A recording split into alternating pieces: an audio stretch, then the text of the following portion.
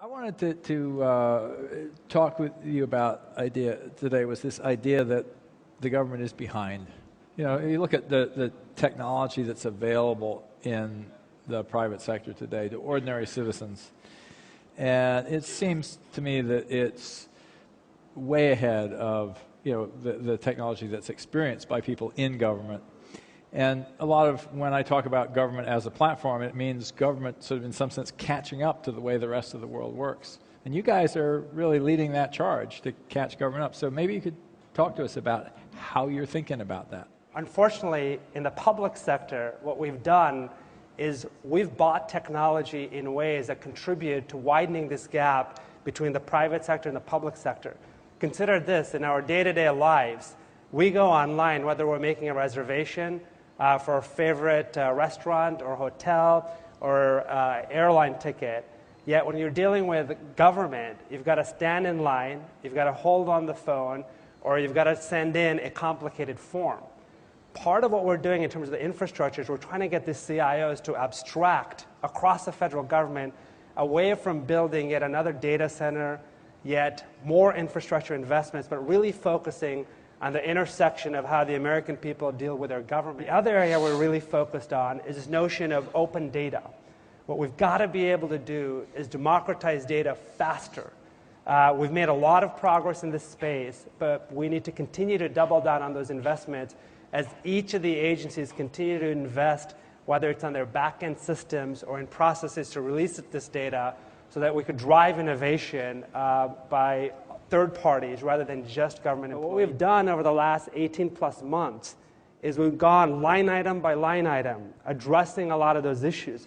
Now what you're seeing as part of the budgeting process, as part of this culture that we're changing, we're making sure investments across the federal government, and also Anish can talk about the broader economy, that those investments are being made with an open architecture in mind. We recently also announced that we're focusing on 26 IT projects, major IT projects across the federal government. This is from infrastructure at $7.5 billion at the Department of Interior to systems that focus on agriculture and healthcare. And this was about $30 billion worth of IT investments. Now, there are serious consequences as a result of that. We're being good stewards of taxpayer dollars as a result of just shining light on how these IT investments are performing, and then acting on them, actually doing something about projects that are not on budget, not on schedule, rather than continuing to throw good money after bad money. Mm-hmm. As far as resistance is concerned, I mean, this is a huge change as far as how you manage across the government. For the first time, what's happening is the White House is looking at the same information the American people are.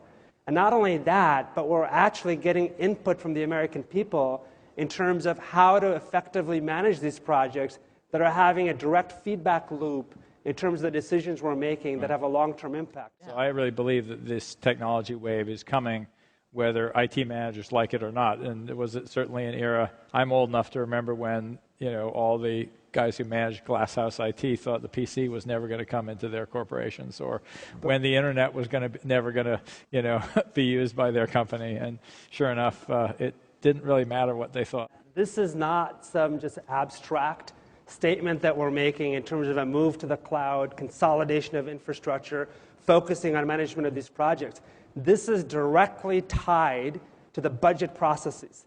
So there are financial consequences if these projects aren't performing, if these shifts aren't happening. We've gone after wasteful spending across these agencies. But what we're trying to really do is find the third way in terms of making sure that we don't continue to buy technology in the same ways we've been buying, and that we actually try to close this technology gap that we were talking about by introducing Darwinian pressure in federal IT, the same Darwinian pressure that we see in consumer IT.